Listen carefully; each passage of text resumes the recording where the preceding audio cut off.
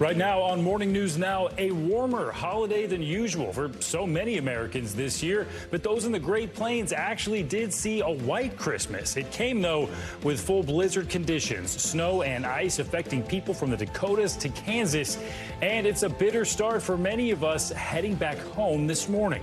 We've got the latest conditions from coast to coast as you hit the highways and the skyways. In the Middle East this morning, it was another weekend of violence, with officials in Gaza now reporting 250 Palestinians killed in just 24 hours. It comes as Israel Prime Minister Benjamin Netanyahu visits IDF soldiers in northern Gaza with a controversial message: do not stop. We have the latest from the ground as neighboring Egypt floats new hopes for peace. Plus, Middle East tensions continue to spill over here in the States. This morning, we're looking ahead to how law enforcement officials in New York are working to keep folks safe when the clock strikes midnight on New Year's Eve. And speaking of the new year, we're taking a loving look back at 2023 with all of the viral headlines that you loved and those that you love to hate. That is coming up later this hour. Good Tuesday morning. Thanks for being here. I'm Stephen Romo. Joe and Savannah have the morning off. And we'll start this morning in Gaza, where Israel is continuing its operations after a violent weekend that left 17 IDF soldiers dead. Israeli Prime Minister Benjamin Netanyahu met with troops today in northern Gaza, telling them do not stop.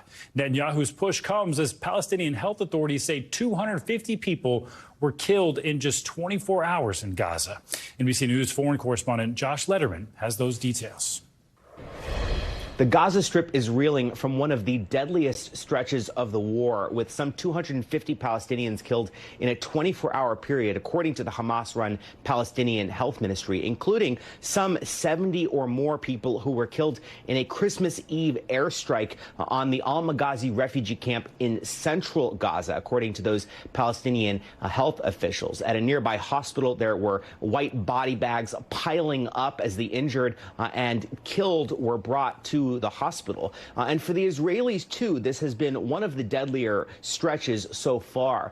Some 17 Israeli troops killed since Friday, according to the IDF. There have been funerals throughout the country for those who were killed in action. And it comes as Prime Minister Netanyahu is really under increasing pressure to change course in this war, not only by aid groups and foreign countries that are calling for a ceasefire, but also by the families of hostages who want to see some effort that will actually successfully bring those hostages home now. Some of them heckled the prime minister during his speech he gave to parliament, but Netanyahu was defiant during a wartime visit to the Gaza Strip that he paid yesterday. He said, for those who are talking about ending this war, forget about it. Israel will fight until the very end.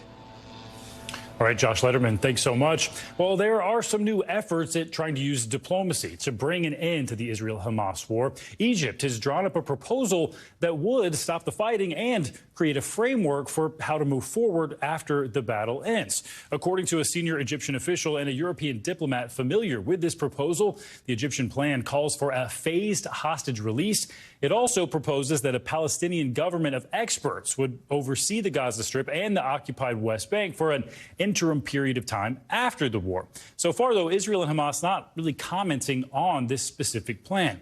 Martin Fletcher, former NBC correspondent and bureau chief in Tel Aviv, joins us now with a closer look at this. Martin, my friend, good to see you. While this plan's still in the early stages, of course, it seems to be the first real comprehensive plan that we've seen that could end all of this. But what more do we know about the proposal? Well, you're right, Stephen. It is the first comprehensive plan, and it could end all this if the sides took it seriously. But there's no sign yet that that's happening. But having said that, it is a ray of light. I mean, they're putting forward a plan that will draw the two sides into hopefully some kind of conversation through intermediaries. But at the moment, it doesn't look good at all, because as you pointed out, Prime Minister Netanyahu of Israel has said they're just going to keep fighting. As Josh Letterman said, his response basically was forget about it. Israel wants to continue this to continue until Netanyahu says, he says Hamas must be destroyed. He says Gaza must be demilitarized. Palestinian society says must be de-radicalized. And before that happens, Israel's going to stay in Gaza to guarantee security control. So although Egypt is offering a potential way forward, beginning with a kind of a hostage prisoner swap, that would be for women and men for men over 60, sick hostages. And in exchange, Israel would agree to a ceasefire lasting a week or two, or a pause, if you like. So that's the way forward that Cairo is offering. But so far, from the little we know, it appears that Hamas has rejected this offer from Egypt. And Prime Minister Netanyahu has said, on the one hand, Israel will keep fighting. There are suggestions from Israeli officials that this could be a basis for discussion going forward. But at the moment, it doesn't look good, but it does offer at least a ray of hope and a subject for negotiations. Not being welcomed with open arms, but any move forward certainly welcome here, Martin. And we know so far we have seen those temporary pauses in fighting for hostage releases. Of course, we've seen so many ceasefires end over the years. Is there enough trust here at all from each side that we think that this could move forward? I think the short answer, Stephen, is there's no trust at all from either side. But what will move it forward is extreme pressure on Israel from the United States and extreme pressure on Hamas from Arab countries. But it doesn't look as if that's going to happen to any great extent, because Israel already has the green light, really, from the United States to continue fighting as long as it can reduce civilian casualties and as long as it can guarantee that humanitarian aid will continue to flow into Gaza, by which we mean, of course, food, water, fuel, and medicine. So as long as that's happening, Israel has the okay from President Biden to keep fighting. And there's no sign that Iran is going to pressure Hamas to stop fighting. So there's very little trust. Well, actually, there's no trust at all between Hamas and Israel. It's more a matter of what pressure will be applied on them from outside. And at the moment, there is no real great pressure to stop the fighting, because America understands that Israel's position that it must destroy Hamas now, otherwise there'll simply be another war in another year or two, which Hamas has already said they will do. They will attack Israel, Hamas said. So there's little pressure at the moment, despite these astonishing numbers of civilian casualties. 20,000 dead Palestinians in a couple of months is an appalling number. But as Israel says, the number is caused by Hamas hiding behind the civilian population. That's the price of that policy. And over the weekend, reports 250 Palestinians killed in just a 24-hour time span. And Martin, Israel, of course, since the beginning of this, has said its goal is to eradicate Hamas. Under that Egyptian proposal, obviously that is not included in this plan. And as recently as this weekend, Netanyahu saying that telling his cabinet they wanted to fight until absolute victory here. So is there any chance that Israel will be able to move forward after what it's already said its goals are? Well, it doesn't. I mean, Stephen, that's a great question, because it's such a complex and confusing situation. Israel says it's going to fight till the end until it's destroyed Hamas. Nevertheless, there's a plan by Egypt to stop before that. So will Israel compromise? There is pressure on Israel to compromise, from not only from outside, from Hamas, but also from inside. The families of the hostages are determined to keep demonstrating and to keep putting pressure on Prime Minister Netanyahu until he agrees to stop fighting long enough to get all the hostages back home. Don't forget, there's over 100 hostages still held by Hamas. And there's pressure building inside Israel to pause the fighting long enough to get the hostages back. Does that mean a complete ceasefire? Does it mean an end to Israel's war against Hamas, which would give Hamas victory? It doesn't look like Prime Minister Netanyahu wants to do that. He's said, we're going to fight till the end. But pressure's building inside, some pressure from outside, but not enough to stop Prime Minister Netanyahu's path at the moment. And there is pressure in the United States for the Biden administration to put pressure on Netanyahu to do something in that respect. All right. Great insight, Martin Fletcher. Thanks so much for your time this morning. Thank you, Stephen. And the war is now spilling over into other parts of the Middle East. The U.S. military launched a new round of airstrikes against militants in Iraq after a drone attack on a U.S. airbase there. According to U.S. military officials, the airstrikes ordered by President Biden destroyed 3 facilities used by Iranian-backed militants targeting American and coalition troops. The U.S. military says it carried out that retaliatory airstrike Monday in Iraq, hours after the drone strike by militants left 1 U.S. service member in critical condition and wounded 2 other U.S. personnel. All right, so let's shift our focus back here at home. The post-Christmas holiday travel rush. It is getting started in full force this morning. Today is expected to be a busy travel day, of course, across the country and anticipated to be one of the busiest end of the year holiday travel seasons. Millions of people are expected to head to the airport or hit the road between now and New Year's Day. It was a relatively smooth holiday weekend with less than 200 flight cancellations in and out of the U.S. on Christmas Day. That's according to the tracking website FlightAware. Dense fog in the Chicago area did lead to flight cancellations and delays on Southwest Airlines. So let's get a closer look at the wet weather and what we expect on our way home, wherever you may end up. Meteorologist Michelle Grossman joins us now with more on that. Michelle, good morning. Good morning, Stephen. Great to see you. And we have a large storm system that we're continuing to track. It's a system that brought treacherous travel to the plains yesterday. We saw blizzard conditions. We're seeing blizzard conditions today as well. That's going to last throughout the day and then start to taper off later on this evening. But you can see that blue. That is where the snow is falling. So we're looking at blowing snow, really low visibility, just dangerous travel there. Sandwiched in the middle where you see that pink and purple, that is freezing rain falling. That's nearly impossible to travel on. Then on the warm side of this system, we're looking at rain. Some is heavy. That's where you see those brighter colors. We're seeing pockets of heavier rain. And especially along the Appalachians, we could see some flooding conditions because we're going to see high rainfall rates there. This rain is extending into portions of the southeast. It's going to stay in place today, also tomorrow, as it moves off to the east. Plenty of winter weather alerts. We have winter weather advisories in white, winter storm warnings, ice storm warnings, and blizzard warnings. Those blizzard warnings in the purple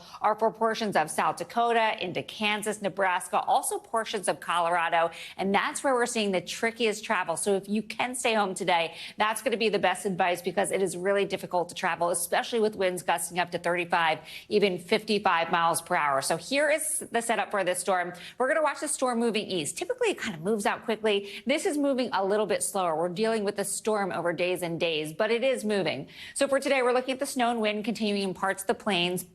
We're also looking at that rain moving into the mid-Atlantic, also the southeast. Again, you could see ahead of this front really warm, above average temperatures, and we will see the chance for some flash flooding localized in some spots. Then by tomorrow, we're going to see that low pressure sliding up the east coast. So that brings the rain and soaking conditions into the northeast, also into New England. This will stay in place through Thursday as well before it completely moves out of here. In terms of rainfall rates, you can see it's quite a bit in some spots. Again, we're really saturated in the northeast, so it's not going to take much to kind of raise those creeks, also the streams. Those brighter colors showing us where we will see the highest amounts corresponding to 1.5 inches, 2 inches. Again, not taking much as we head towards the chance of some flooding. Then the snowfall rates, we're not expecting a whole lot more, 2 to 4 inches in some spots, locally up to 8. But still, we've had a whole lot of snow. We've had a foot of snow, even 1.5 feet in some spots. Where you see those pinks and purples throughout South Dakota, also Nebraska, into parts of Wyoming and Colorado, that's where we're seeing the likeliest chance of the most amount of snow.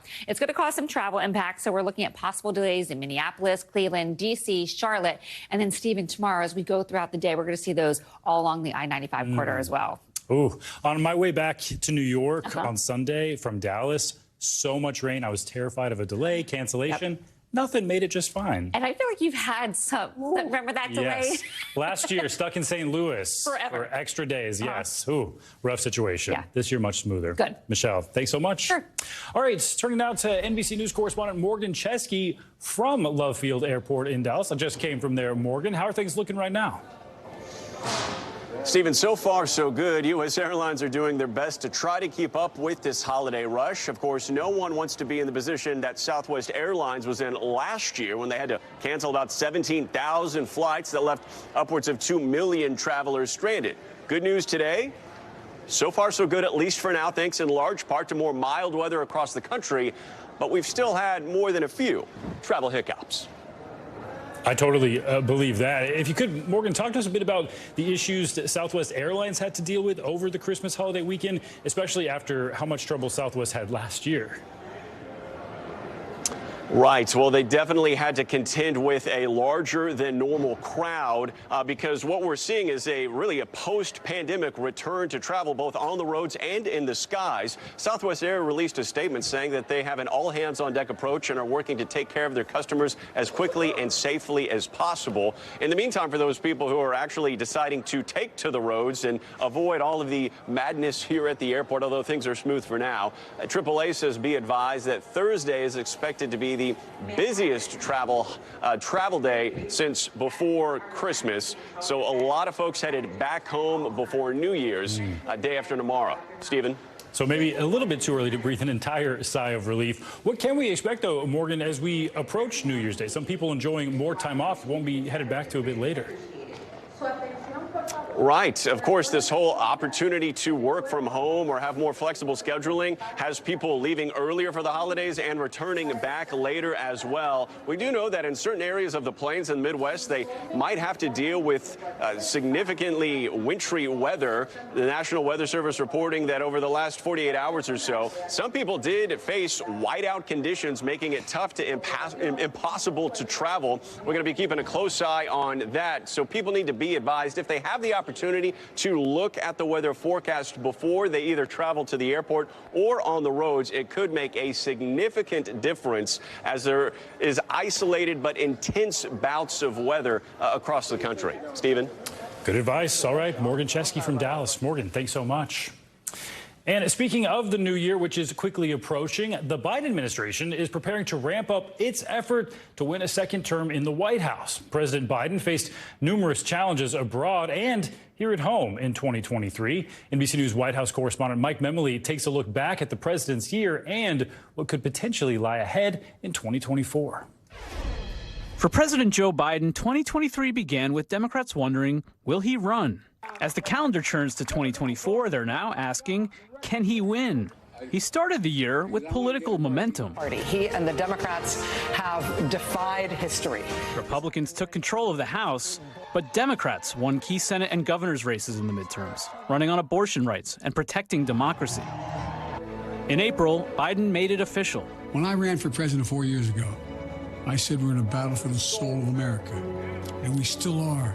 But the months ahead took a political toll, with Republicans seizing on inflation and record border crossings, triggering showdowns over the debt ceiling and immigration policy. Now, every town is a border town, and that's crystal clear to everybody but the White House. And the Supreme Court striking down plans for student debt relief. Ukraine's fight against Russia stalled, and war erupted between Israel and Hamas. You are not alone. Now, the president's approval ratings are at all-time lows, and some polls show Donald Trump ahead in a likely rematch. 2024 is our final battle. 2024 presents fresh challenges. Not one, but two budget deadlines loom that could trigger government shutdowns. On this vote, the yeas are 221 and the nays are 212. The resolution is adopted. House Republicans long focused on Hunter Biden's business deals, teeing up an impeachment trial. I have been the target of the unrelenting Trump attack machine, shouting, "Where's Hunter?" Well, here's my answer. I am here.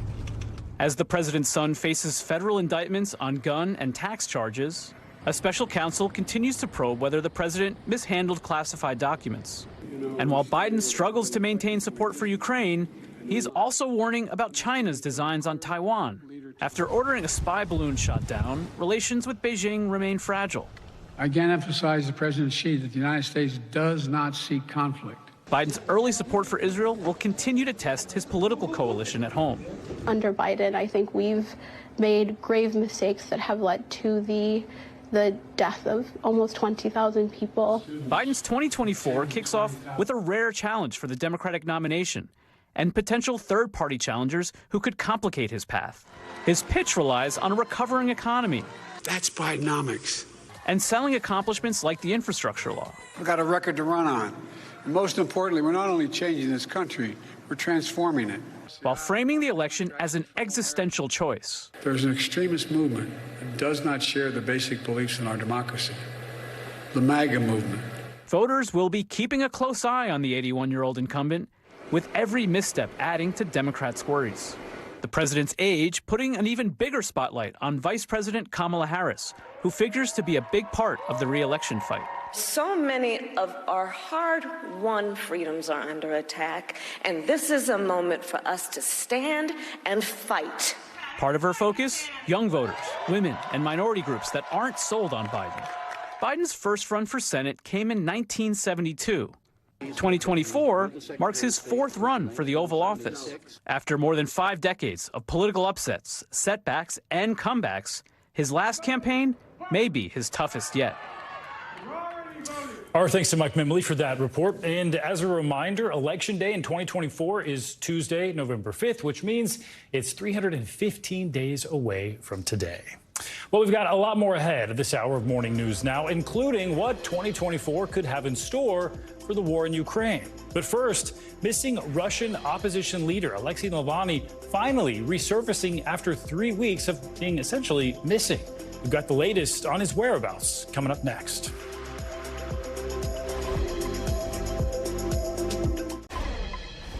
Welcome back. While you may still be picking up that wrapping paper from Christmas morning, many people are well into planning their New Year's Eve celebrations. But with heightened tensions across the country this year for so many reasons, law enforcement officials are urging extra caution this year. NBC News correspondent Stephanie Gosk joins us now with the latest on New Year's Eve security concerns from what will be a very busy Times Square. Stephanie, good morning to you. So what is law enforcement doing to prepare for the celebrations in Times Square? Well, you know, they're going to do preparations like they've done for years now, the kind of security that we expect to see here. But what's different right now is the state of the threat, and that's because of the war in Gaza. We've seen protests for weeks now because of the war in Gaza. That didn't change over the Christmas holiday. There were some protests here in Midtown where pro-Palestinian demonstrators actually scuffled with police. There were 6 arrests, but no injuries. There were also protests in Chicago that disrupted some last-minute shoppers and also the highways a bit. But the Department of Homeland Security and the FBI are warning that there could be a heightened threat level of so-called lone wolf attacks. Yeah, alarming to hear that. We've heard those warnings as well before, Stephanie. So what are we hearing, though, about other areas, other parts of the country and their New Year's Eve celebrations? Well, you know, they've sent out, the Department of Homeland Security and the FBI have sent out a bulletin to law enforcement to be on a state of alert for possible violence here at home connected to the war in Gaza. So it's the kinds of things that we've been hearing. They're going to be watching online traffic to see if there are any specific threats. There aren't so far any specific threats here in New York City, we're told, and a specific threat would be a time and a location of a possible attack. And they haven't heard that, but they are asking people, the police specifically, to be on high alert. And so often, Stephanie, we rely on law enforcement, police departments to protect us, but are they giving any advice to individuals on what we can do to stay safe? Yeah, and here's the important thing. Keep your plans. Go and do what you're going to do. Go to your celebrations, but be aware. You know your surroundings. Look and see if anything is out of place. If you see something, report it to police. There will be plenty of people here in Times Square, up to 1 million, and there will also be a lot of uniformed police as well as some undercover police in the crowd. So there will be opportunities, if you say something, to certainly raise your hand and let people know. Wow, 1 million people. I will not be among them. Stephanie Gosk, thanks so much for that report.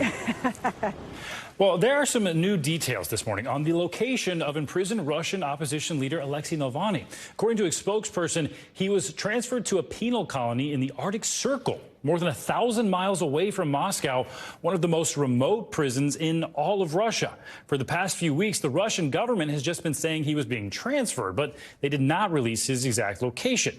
Navalny is the most vocal critic of Russian President Vladimir Putin, and he's serving a combined prison sentence of more than 30 years on charges of fraud and being a political extremist. And turning now to the war in Ukraine, President Zelensky is renewing his vow to defeat Moscow, and he's looking again to the U.S. for funding to make that happen. NBC News foreign correspondent Molly Hunter takes a closer look at what's at stake for Ukraine in 2024. For the second Christmas, Ukrainians are spending the holiday hunkered down as Russian drone strikes continue to menace the capital. Russian strikes are raining down on cities across the country. Fadir Shmuder in Odessa said, "I woke up my daughter and we went to the corridor. The window flew right over there. The house burnt down completely." The fierce winter conditions already entrenched as Russia hits critical infrastructure like last Christmas. Millions across the country struggle to meet basic needs, and troops on the icy battlefield remain stalled. The attention in Western capitals President Volodymyr Zelensky commanded in 2022 has given way to budget concerns and political infighting in 2023. Zelensky swept into Washington earlier this month in a bid to secure a pledge for more aid, but returned home empty-handed. Despite President Biden's support, Congress has kicked any vote on an estimated $64 billion in aid into the new year, and Republicans have tied it to domestic immigration policies. Putin is banking on the United States failing to deliver for Ukraine. We must prove him wrong. Ukraine is running low on Western weapons and soldiers. In the new year, Western officials, former U.S. intelligence officers, and regional analysts expect that Ukraine will likely ramp up its drone strikes and sabotage missions as Russian troops hold positions in the south and east. Сегодня Украина почти ничего уже не производит. Привозят, извините за моветон, на халяву все привозят. Но эта халява когда-то может и закончиться.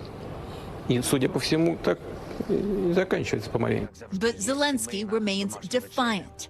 Молимось за завершення війни. Молимося за перемогу.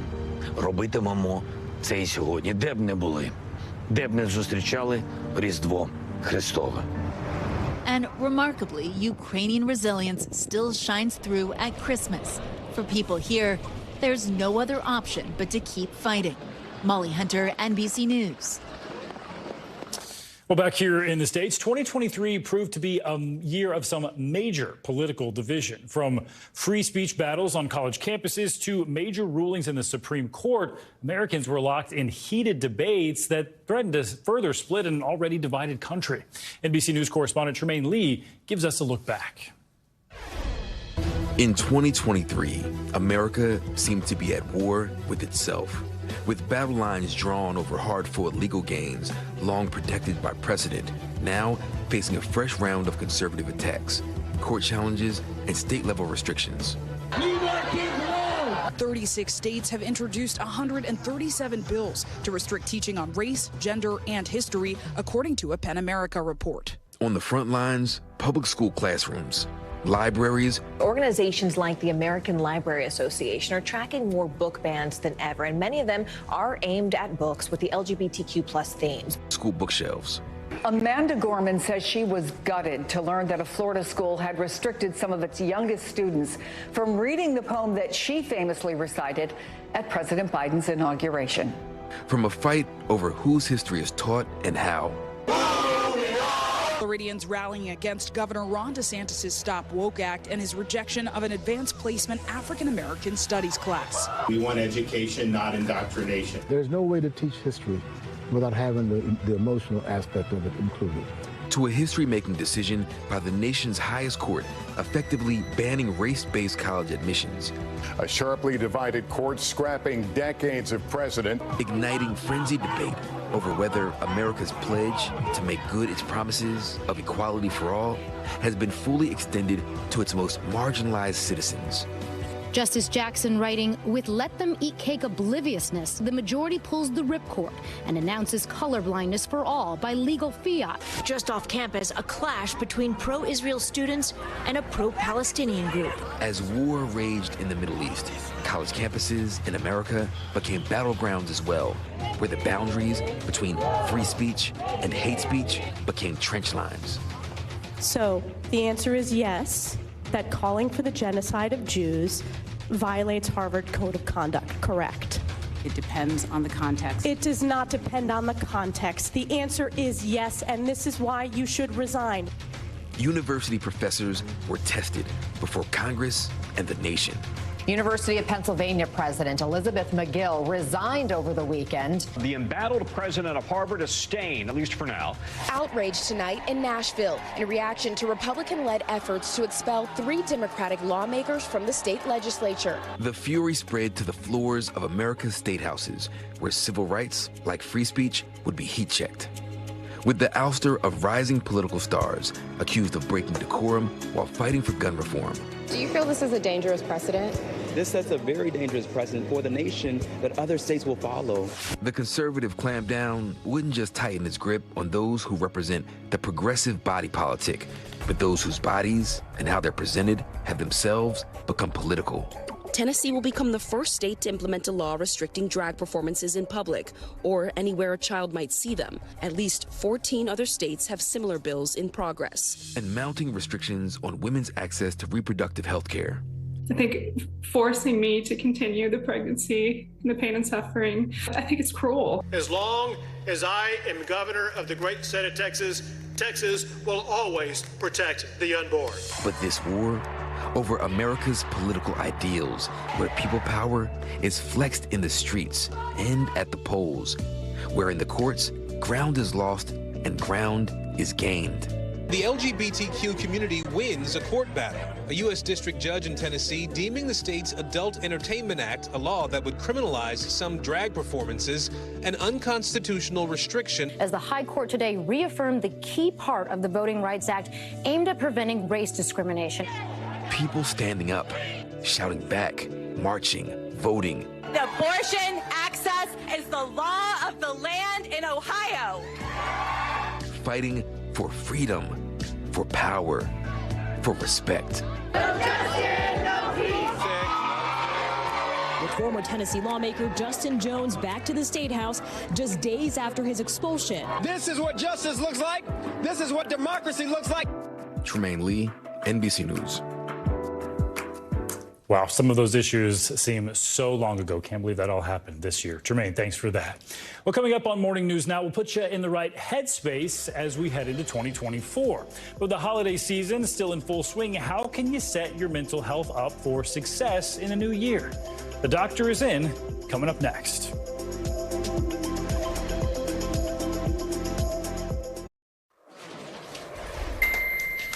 All right, time now for our weekly mental health check-in, and we're taking a look back at how 2023 affected our thoughts, emotions, and behaviors, plus what we can do to create some achievable New Year's resolutions. Let's bring in Dr. George James for more on this. He's a licensed marriage and family therapist. Dr. James, good morning. Thanks for being here. So this year, it was a tough year for a lot of people for a lot of different reasons. And with the new year right around the corner, many people are just naturally reflecting back on 2023. So what are some ways we can take stock of the year without feeling weighed down by everything that happened?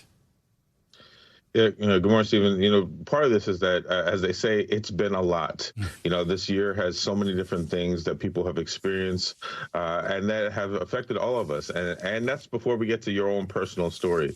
So some of this is being able to talk about it with a friend, with a partner, with a therapist, finding ways to talk through it, finding ways to take breaks, but also being able to remember the good times that happened. With all the stuff, there were still some good moments. So being able to balance that out and being able to say, how do I feel and what do I want to do after I do all of that review? Great advice. Trying to look back with gratitude certainly always helps me. And we know the holidays are not over yet, and they are very hard on so many different people, and it can just be exhausting trying to get through them this time of year. So how can we make sure we are taking care of ourselves during this last stretch when there's so much going on? Yeah, for many people during this time, not only are they celebrating, but they might also be still going through periods of grief and loss, and it's okay. What I want people to do is to acknowledge your emotions, even celebrate the people that you have lost or things or transitions that you've gone through. And maybe if you're at a place, being able to then find out if you can go to talk to someone that might be also help you during this time. But it's okay to feel what you feel, even if you've lost folks, and to embrace what they've even given you after they've gone. Very good advice there. And Dr. James, wanted to talk to you about New Year's resolutions. They can be such a positive thing, but there are negative sides to them as well. If you maybe set goals that are unattainable, what can we do to make these New Year's resolutions in a healthy way and ways that we can stick with them? First thing you have to ask yourself is, have I set resolutions in the past that have worked? If so, you want to continue that. If not, maybe you want to break it down. One of the things that people will say is that you want to make it into like small bite-sized actions that you can actually accomplish. You also want to have some level of accountability, someone that will help or support or be there or check in on you. And then if somehow you fall off, you want to get right back. You don't want to just give up completely. And if you have to do that every day or every week or every month, fine, that will get you to your goals. Just don't give up and make them something that you can achieve. Yeah, get right back up and try again. Great advice. I love that. Dr. George James, thanks so much for your time this morning. Thank you. Well, if you're traveling this holiday season, you might face an increasingly long boarding process at your gate. For Southwest Airlines in particular, the average time between when the plane arrives at a gate and when it leaves is nearly an hour. But the company is testing new ways to cut that time down while also making money. CNBC reporter Emily Lorsch joins us now with more on this for a cure to the common airline headache. So, Emily, I understand you actually traveled down to Atlanta to fly and test out this new process. I'm fascinated by it. People say Southwest is sort of like the school bus of the sky. You open seating, you choose your own seat once you get on the plane. What was this new process like? Absolutely. It was very interesting to see all the different new solutions that Southwest is studying. Now, one is the digital pillar. So, as you know, Southwest is a bit different than other airlines. You check in about 24 hours before and you get a boarding position. So Southwest is unassigned seating. It's first come, first serve. So you line up at the gate. And so they're testing out these digital pillars that change based on the color and would just be more clear for passengers to know when it's their time to board. Another thing is using iPads and messaging to improve communication between the different staff members, whether it's someone on the plane, at the gate, on the jet bridge, that ideally will just help them to communicate more efficiently. And the final thing is my favorite, Stephen. It's music on the jet bridge. So Southwest has found that music at 120 beats per minute actually gets passengers to walk a bit faster. So I don't know, in the future we might be hearing disco, EDM, some funkier tunes on that jet bridge. I don't know how I would feel about that. That made me feel more anxious. I don't know. Okay. I'll see how I feel about that. Also interested in the process of the airlines making money from this. The wait time costs a lot for them. How do they make more money from this process? So one way that airlines make money on the boarding process is simply just by allowing customers to pay a fee in order to board in an earlier group. And beyond that, as I'm sure you've seen anytime you've boarded a plane, typically the first couple of groups include first-class passengers, those with status, and those who purchase premium seating. So if that's not an option, passengers can also upgrade their seat to just ensure that they're boarding in one of those earlier groups. Well, is there any hope that airlines will use this method to find faster ways? Other airlines might copy this, what Southwest is doing. And I'm also curious, what did the other passengers say whenever they tried this new way? Yeah, so the passengers definitely saw that there were some changes, and there certainly is hope. I mean, Jason Steffen is an astrophysicist. He studied all the different ways, and he created a simulation, and he also came up with his own method, actually. It's called the Steffen method. So I spoke with him. I want you to take a listen to what he said, and then also the comparison to his method and all the other methods. All right.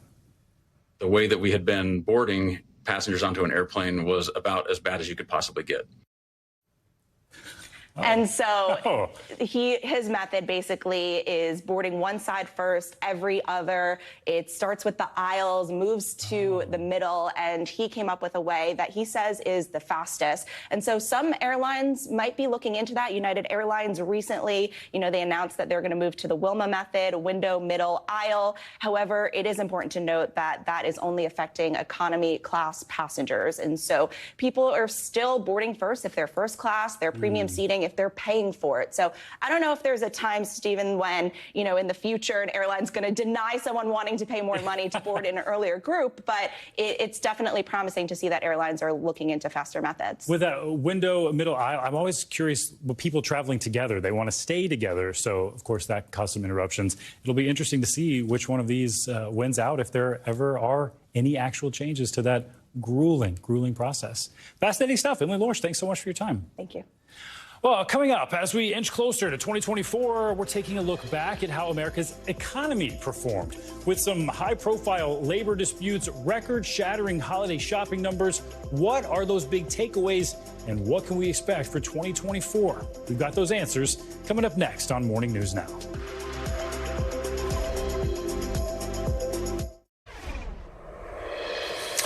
We're back now with financial headlines. Samsung reportedly stopping its chip production in Texas. CNBC's Silvana Henao joins us with that and other news. Good morning, Silvana. Hey, Stephen, good Tuesday morning to you. Yeah, so Samsung has reportedly delayed plans for mass production at its new chip plant in Texas, potentially dealing another blow to President Biden's goal to increase domestic supply. A South Korean newspaper reporting production at the $17 billion factory would begin in 2025. Samsung had previously said the factory would start production in the second half of 2024, and this follows an earlier decision by Taiwan Semiconductor to postpone production at its new plant in Arizona by a year to 2025 now, and that's due to a shortage of experienced construction workers and technicians. General Motors is halting sales of the electric version of the Chevy Blazer just weeks after it hit showrooms following reports of software problems. Edmunds, which got confirmation GM is halting deliveries, has previously reported 24 issues during the testing of the SUV.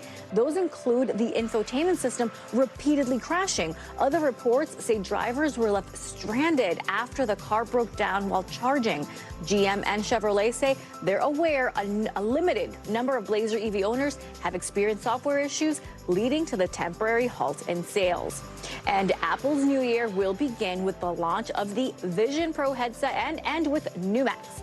A top analyst who has a good track record says the company will begin shipping the Vision Pro in the first week of January. That means it will likely hit stores in late January or early February, with about 500,000 units shipped all of next year. Apple has repeatedly said the release will happen in early 2024 with no actual date. Now, the analyst is also expecting a new Mac event in the fourth quarter of next year after the iPhone 16 debuts, Stephen. A little late on the Vision Pro for Christmas, but yeah, we'll see. People will still take it. Not Probably. me. That's pretty pricey, so yeah, very maybe pricey. Next year. Yeah, Silvana, now, thanks so much. You got it. Well, the economy was under some intense scrutiny in 2023, with inflation and interest rates staying in the headlines all year long. This morning, we're taking a closer look back at some of the biggest economic issues of the year and what they can tell us about 2024. Let's bring in Caleb Silver. He's the editor-in-chief at Investopedia. Caleb, good morning to you. So let's start with the major headline causing some ripple effects across the country. That is, of course, those labor disputes we saw. From the auto industry to Hollywood, employees were just demanding more from their bosses and from their companies. So how did the strikes end up affecting the economy overall in 2023? And are we still seeing fallout from them? Yeah, 2023 was the year of the worker, and we had more than 140 strikes, believe it or not. Just a few of them got a lot of the press, but more than 140 labor disputes or work stoppages. It was the year that workers were demanding more from their companies, wanting a bigger piece of the profits, and in large part, they got it. Look at the auto industry, look at the entertainment industry, but there were strikes across the boards, and they got better wages because they were demanding better wages because of inflation and because of the way these industries have changed. Are we done with labor disputes going into 2024? Hardly. I think it is also going to be a year of the worker demanding more from the companies they work for, asking for a bigger piece of the profits.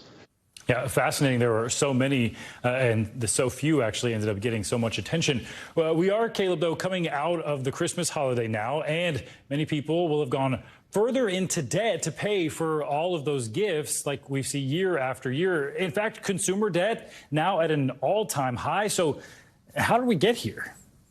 Yeah, we got here because we overspend and we had those high credit card APRs as the Federal Reserve was raising interest rates to battle inflation, which kind of worked. It drove up APRs on credit cards. It drove up the 30-year mortgage. It drove up new and used car loans. But those APRs on credit cards north of 24%, average debt per borrower about $6,600, Stephen. So people have been overspending. 2024 could be a reckoning there. If we see a slowdown in consumer spending, that could contribute to a recession that we thought would come in 2023, but might be with us next year. Oh, talk of recession yet again. Not my favorite, Caleb. Also not my favorite, the housing market. We continue to see an issue for millions of Americans. We've seen those mortgage rates. They rose about 8% before falling a little bit over the past month. But what trends should we be expecting in the housing industry looking into 2024? Yeah, hopefully we'll see a thawing of the housing market and a reawakening, because those mortgage rates above 8%, nobody was buying, nobody was selling. We're now at below 7%. That cracks it open a little bit. So the spring, if rates should come down, and they're expected to, because the Federal Reserve has indicated 3 rate cuts in 2024, the housing market's going to open back up again. Hopefully we'll see a lot more people buying, a lot more people selling. Don't forget the fact that 50% of homeowners have mortgages under 5%. So they were in no hurry to sell at all last year. We'll see a next year, if it actually opens up a little bit, we'll get some home building, some home buying, and some purchases for people decorating their homes and building that new deck. That should be good for the economy. All right, some glimmers of hope there. Love to see that. Caleb Silver, thanks so much. Well, the technology behind artificial intelligence took a huge leap in 2023, in part because of ChatGPT. Companies like Google and Microsoft, they raced to release their own versions, while Congress moved to limit its use. As NBC News technology correspondent Jake Ward explains, for better or worse, users can expect to see an even bigger impact from AI in 2024. Artificial intelligence could soon transform Hollywood. And the harm this software can cause. 2023 was when AI went from nerdy jargon to a daily part of politics, entertainment. ChatGPT, dude. Even schoolwork. How many of you use the AI like ChatGPT or Bard in this discussion? It has come at us very fast. ChatGPT from industry leader OpenAI now has 100 million weekly users just since its launch last year, with 92% of Fortune 500 companies using the technology, according to the company. But beyond ChatGPT, the stuff AI did this year is amazing. It caught a glimpse of our thoughts. So as long as I have seen it and you know the patterns of my brain, then the AI will read that out of my brain. Yes, exactly. Spotted mental health risks in children. An output will say this is a patient at high risk, this is a patient at low risk. And created tons and tons of weird art. The godlike power to commission any artist in history. Yeah, that's the fun part. But as 2024 approaches, AI's ability to trick anyone's eyes could be the end of trust. Deepfake, face swap, unbelievably easy to do. Right. In just the time it took us to set up our cameras, UC Berkeley professor Hani Farid made me look like I had starred in Doctor Strange. This is on my laptop. On your laptop in half an hour, 10 minutes. Yeah. 10 minutes. Wow. But that same tech in our politics can be dangerous. The Republican National Committee already aired one AI-generated ad full of fake imagery. Closed the city of San Francisco this morning. Go to Slovakia right now, where the Russians are trying to interfere with the elections. Go to the Sudan, where we're seeing fake audio trying to stow civil unrest. Still, David Holtz, founder of AI art company Midjourney, said earlier this year that the risk of misuse is not worth giving up on AI. It's better just to trust people, that they're going to use things in good ways. You're always going to get some edge case. That's just what having an effect on the world is like. AI investors like former Google CEO Eric Schmidt say companies should more or less regulate themselves. There's no one in the government who can get it right, but the industry can roughly get it right, and then the government can put a regulatory structure around it. That argument has mostly won out. Europe and China have both moved forward on broad AI regulations this year, but as 2023 winds down, the U.S. remains the Wild West for AI. A world-changing technology moving so fast and with little sign of slowing down. Jake Ward, NBC News. Well, coming up, a loving look back at all the viral sensations of the year that was. We're looking back at Barbenheimer in particular. Can't ignore that. Our very own Savannah Sellers will have that coming up next.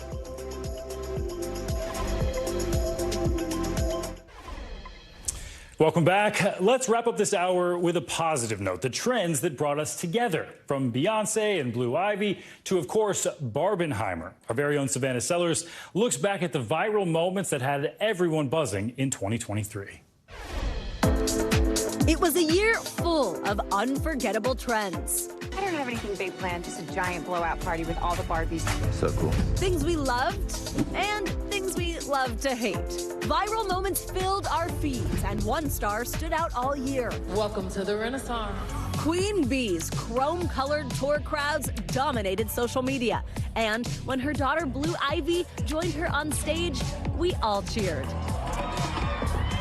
Beyoncé ended the year on a high. Her concert film Renaissance topped the box office on opening weekend, earning $21 million. Earlier this year, our group chats blew up during the Super Bowl, and not because of the game. Rihanna rocked the halftime show with a 13-minute performance, revealing her second pregnancy on sports' biggest night. Months later, country legend Dolly Parton had her moment on social media when the 77-year-old stunned while performing in a Dallas Cowboys cheerleader uniform, bedazzled from head to toe, of course. Speaking of fashion, these red boots prompted a flood of memes. While boots are made for walking, we were also captivated by creepy dolls dancing. Before the movie Megan was even available in theaters, the hashtag Megan Dance blew up on TikTok. And from the futuristic to the ancient, how often did you think about the Roman Empire? And social media spoiled television's biggest shocker, the death of Logan Roy. But there was one cultural moment that commanded our attention and the big screen. The long-awaited Barbenheimer double feature did not disappoint at the box office, earning over $200 million in just one weekend.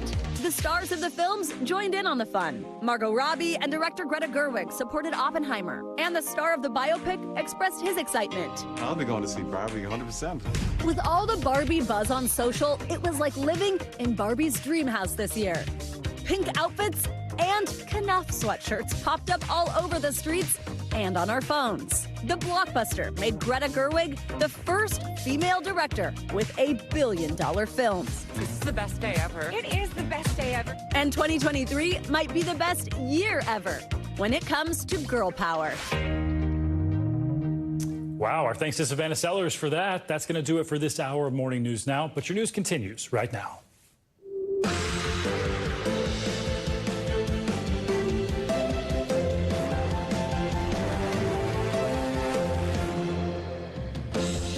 Good morning, I'm Stephen Romo. Joe and Savannah are off this morning. Right now on Morning News Now, Israel is pressing forward in its military offensive in Gaza after another deadly weekend. 17 IDF soldiers were killed in fighting, but Israel Prime Minister Benjamin Netanyahu is telling soldiers in northern Gaza today to press on. Meanwhile, the Hamas-run Palestinian Health Ministry says some 250 Palestinians were killed in a 24-hour period. And the war is now rippling across the Middle East, with the U.S. military launching a new round of airstrikes against militants in Iraq, the latest in the fighting and a renewed diplomatic effort to bring an end to the war. Also, Christmas Day may be over, but the end of the year travel rush is just getting started. Millions of Americans are expected to fly or drive between now and New Year's Day. But some travelers are already dealing with delays. We'll have your forecast as you head out. Plus, labor disputes, record high credit card debt, and rising mortgage rates. They were some of the biggest headlines of 2023, and they all had major impacts on your money. Our money guy, Caleb Silver, is breaking it all down for us. And 2023 was also the year of AI technology. It became a household name partly because of ChatGPT. We're looking back at AI's breakthrough and where the technology is headed. And we begin this hour with that holiday rush. Christmas is behind us, and now the busy travel season continues throughout this week. Millions of people across the U.S. are expected to fly or drive between now and New Year's Day, capping one of the busiest end-of-year holiday travel seasons. Meanwhile, it was a tough Christmas for some who saw their travel plans either delayed or who were just plain stranded. NBC News correspondent Morgan Chesky now with the latest from Dallas. Yeah, Stephen, good morning. And U.S. airlines are doing their best to keep up with this holiday crowd. But right now, they're trying to do whatever they can to avoid what happened to Southwest Airlines last year, when they had to cancel upwards of 17,000 flights that left about 2 million passengers stranded. The good news to report today, so far, so good, thanks in large part to more mild weather across the country. But there have still been more than a few travel hiccups. This morning, Americans are on the move. Millions now returning from the Christmas weekend, and many heading off for the New Year holiday, taking to roads, rails, and the skies. On the road, blizzard conditions across the plains and Midwest making for a chaotic drive back home for millions celebrating the holidays, with travel dangerous to impossible at times. according to the National Weather Service. In Nebraska, the State Patrol says it responded to more than 100 weather-related incidents, despite urging drivers to stay off the road. Dangerous whiteout conditions and ice on the interstate as well caused semi-trucks to slip off-road. In several dangerous cases, jackknife tractor trailers forced highways to shut down for hours.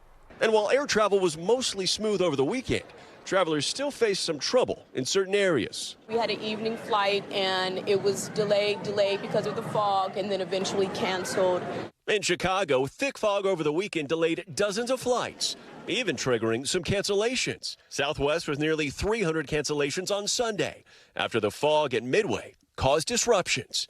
But it was nowhere near last year's Christmas meltdown, where the airline canceled nearly 17,000 flights. Southwest says it expects to be back to a full operation today. This year's travel period between Christmas and New Year's Day, the second busiest since 2019. According to AAA, more than 115 million travelers are expected to go 50 miles or more from home by air or car. And the race home for the holidays even surpassing pre-pandemic levels at the nation's airports, with more than 2.6 million people going through TSA checkpoints last Thursday. And despite some travel in the skies, travelers did not lose their holiday spirits. There's frustrated people out here, but there's also plenty of cheer. And regarding those cancellations, Southwest Airlines says that they have an all-hands-on-deck approach, and they're working to take care of their customers as quickly and safely as possible. If you are taking to the roads and not the skies this year, be advised, AAA says that Thursday will likely be one of the most congested days on the roads since before Christmas. Stephen? All right, Morgan Chesky, thank you. And speaking of airline issues, Spirit Airlines is apologizing this morning after an unaccompanied minor ended up on the wrong flight to the wrong city. The 6-year-old boy's grandmother waiting for him at a Florida airport, only to find out he wasn't there. NBC News correspondent Sam Brock has the latest on that incident. Spirit Airlines has yet to offer an explanation as to how an unaccompanied 6-year-old child ended up in the wrong city about 200 miles away from his original destination. Now, Spirit Airlines does post rules for unaccompanied minors on its website, which does say that 5 to 14-year-olds are allowed to fly unaccompanied, but the expectation is that a parent or guardian will escort the child to the gate and wait for the flight to take off. Spirit Airlines this morning is apologizing after a 6-year-old boy was placed on the wrong plane. The child, flying alone for the first time, boarded a Spirit Airlines flight in Philadelphia. He was supposed to fly to Fort Myers, Florida, but instead took a nearly 3-hour flight to Orlando. His grandmother, Maria Ramos, waiting for him at the Fort Myers airport. I was so excited about seeing my grandson again. Ramos told CBS affiliate Wink TV that realizing her grandson wasn't on the correct plane was one of the scariest moments of her life. My stomach was tight, my heart was pounding. The flight attendants in Fort Myers telling Ramos her grandson missed his flight, but that Ramos had his check-in tag. Once Spirit Airlines tracked down the correct location of her grandson, Ramos raced to the Orlando airport, a 4-hour drive away. In a statement, Spirit Airlines saying the child was always under the care and supervision of a Spirit team member, and as soon as we discovered the error, we took immediate steps to communicate with the family and reconnect them. We take the safety and responsibility of transporting all of our guests seriously and are conducting an internal investigation. We apologize to the family for this experience. Unaccompanied minors have gotten on the wrong plane before, like in 2019, when 14-year-old Anton Berg flew to Germany instead of Sweden. This whole ordeal reminiscent of a blockbuster holiday movie. Oh no, my family's in Florida and I'm in New York.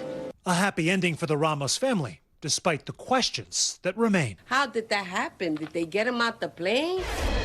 The Department of Transportation says there are no DOT regulations when it comes to unaccompanied minors flying. The onus is on the individual airlines to craft their own policies. In the case of Spirit Airlines, we mentioned some of those requirements. Another one is that they have to fill out, parents, a form acknowledging that their child is flying unaccompanied, and they charge $150 each way for that service.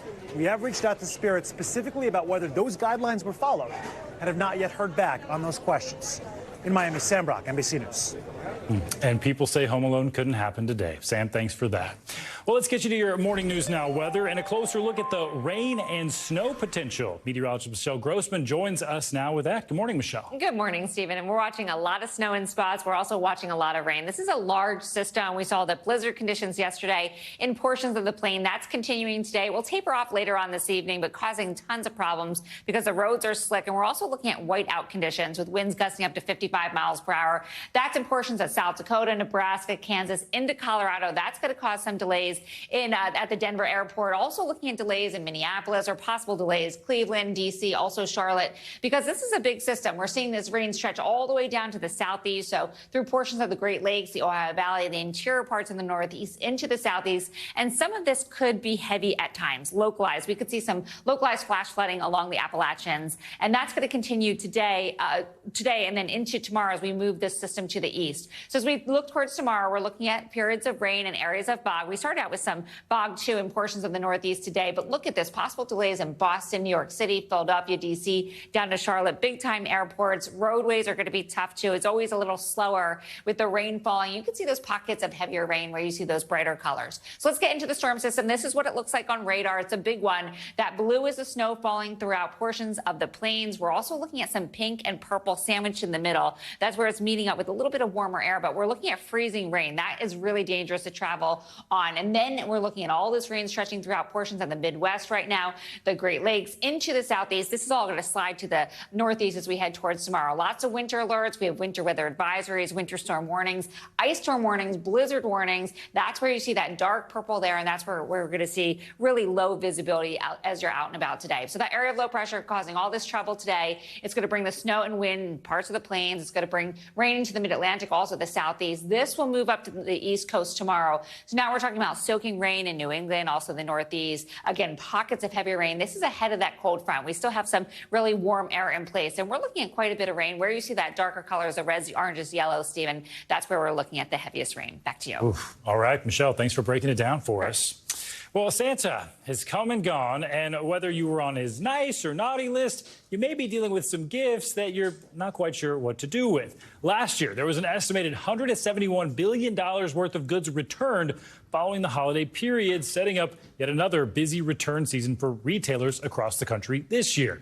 Here with some tips on how to get the most out of returning those gifts is NBC News business and data correspondent Brian Chung. So, Brian, what do we need to know about those deadlines? It's so easy to forget. Some of them are just the 30-day window. Yeah, well, I mean, there are extended periods for the season, so it's worth noting that you might have a little bit more time to bring anything back if it didn't fit right or if it's just simply something that you didn't want. But what's important to note is that it's going to be different. Best Buy and Apple, it's going to be a little bit of a shorter window. You have until January 13th and January 15th, respectively, to return to those particular stores. But you're looking at a Macy's or a Walmart, you're going to have a little bit more time. You have until the end of the next month, January 31st in many cases. So, again, you do have a little bit more time, but, of course, you do maybe want to try to beat the rush when you can, especially with some of those things that you really want to exchange for something better. Right, and get ready for those long lines of unhappy yeah, people. Exactly. Not my favorite. What about trying to reduce those fees for returns, even if you don't have a receipt for them? Yeah, well, I mean, restock fees are the big killer for a lot of people, right? Between $5 to $10 just to ship something back. So the advice is to just go to the store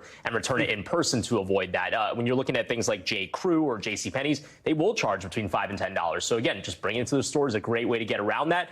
Amazon, for example, you can even bring it to Whole Foods or Kohl's. It doesn't even need to be in the box. You can just bring the item back, they'll box it and send it off for you. And then one other thing is just sign up for loyalty programs. People aren't aware that sometimes these free signups will allow you to get perks, like, for example, free returns. H&M is one example. Oh, the downside, you have to give them your phone number usually? And a little bit more than that. Your email and your address. Oh, yeah. So, you know, you got to wait it out. It's a trade-off, right. What if you can't return something? What can you do? I'm a big regifter. Is that really pretty much all you can do? Well, not just regifting. I mean, there are places certainly you can go on Facebook or you can go to your local donation center, but there are things like, for example, reselling online. There are a lot of marketplaces. There's obviously eBay is the traditional one, but I'm a big sneaker guy. There are platforms like StockX and GOAT that you can use to resell sneakers if they've been lightly worn or not worn at all. So there are options out there. But of course, consider donating during this time of need as well. Yes, absolutely. I'm ashamed that I didn't say that first. Donate before regift. I like exactly. That's what I meant. All right. Brian Chung, thanks so much. Yep. Well, turning now to the Middle East, where Israel's government is under some intense pressure to change course in the Israel-Hamas war and to bring those hostages home. But so far, negotiations on a new hostage deal are showing very little progress. NBC News foreign correspondent Josh Letterman joins us now near the Israel-Gaza border with the latest on this. Good morning, Josh.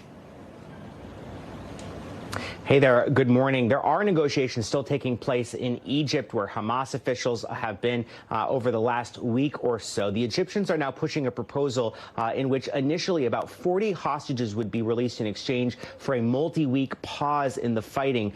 So far, there are no signs that either side would be willing to accept that. But it comes as Israel is really in a period of mourning right now after 17 Israeli troops were killed just in the past few days. And for the Palestinians in the Gaza Strip just behind me, the losses have been even far more stark. This morning, Gaza is reeling from one of the deadliest stretches of the war. Some 250 Palestinians killed in a 24-hour period, the Hamas-run Palestinian Health Ministry says, including at least 70 in a Christmas Eve airstrike on a central Gaza refugee camp. This is what's left of the camp now. The dead and wounded piling up at a nearby hospital, itself barely still standing. Doctors and nurses here are doing their best. Their best is never going to be enough until there's a ceasefire.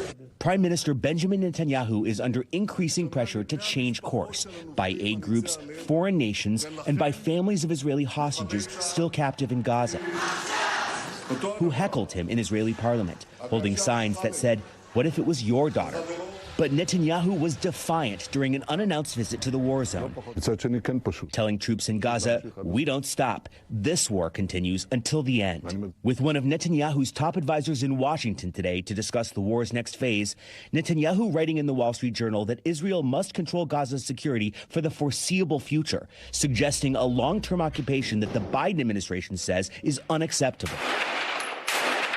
With no end in sight, the war loomed over Christmas Day festivities at the Vatican, where Pope Francis pleaded for an end to what he called the appalling harvest of innocent lives. And in Israel, mothers and fathers are anxiously checking the IDF website that announces those killed in action. Shaili Lipa's son Itamar has been fighting in Gaza for 7 weeks. How long can you live like this? It's a good question. We break every day. You know, it's like we say, we can't do it anymore, but we don't have any choice. And Stephen, one reminder of how these tensions here on the Israel-Gaza border are spiraling across the region. Iran is now threatening retaliation against Israel after Iranian media reported that an Israeli airstrike killed a senior Iranian Revolutionary Guard official in Syria in the last 48 hours or so. Israel is not commenting on that claim. Stephen? Alarming tensions. All right, Josh Letterman, thanks for that reporting. Well, the United States military says it has carried out airstrikes against Kataib Hezbollah in Iraq. According to the Pentagon, the strikes were in retaliation for an Iranian-backed militant group's attack on an airbase that injured 3 American service members. NBC News Capitol Hill correspondent Ryan Nobles joins us now from Washington, D.C. with the latest on this. Ryan, good morning to you. What can you tell us about these airstrikes? Well, Stephen, it seems pretty clear that the United States is not going to allow these attacks on military members serving in the region to go unanswered. And that's exactly what President Biden and his group of officials decided to do by carrying out these very targeted strikes against that terrorist group that is backed by Iran and operating in Iraq. The Secretary of Defense, Lloyd Austin, said overnight that they were proportionate and in direct response to those attacks, and also said that no civilians were injured in those attacks. And this comes after a drone attack on a military base in the region that injured 3 American servicemen, one of them critical. And there is a very good chance that these responses will continue if the attacks continue in the region as well. Stephen. And Ryan, what more can you tell us about this group, the Kataib Hezbollah, that were allegedly responsible for this attack? Well, they are what the United States describes as a terrorist group. They are funded by Iran, and they do operate in Iraq. They're kind of a loose coalition of these different terrorist groups and militant groups that were backed by Iran that kind of came together in the wake of the Iraq War. They do have somewhat of a central command. That's part of the reason that the U.S. government decided that they should target these specific areas where they believe to be housed and where they're operating out of. But it is something that concerns the U.S. government, and it's something that they have said they will continue to respond to. There have been more than 100 attacks in the region against U.S. service members just since October. And, of course, even it comes against the backdrop of the situation with Israel in fighting that war against Hamas in Gaza. These are not groups that are specifically tied to one another, but they do have that direct connection to Iran. So it just demonstrates how tensions in the area continue to rise. Even more to keep our eyes on there. All right, Ryan Nobles, thank you. Thanks for watching. Stay updated about breaking news and top stories on the NBC News app or follow us on social media.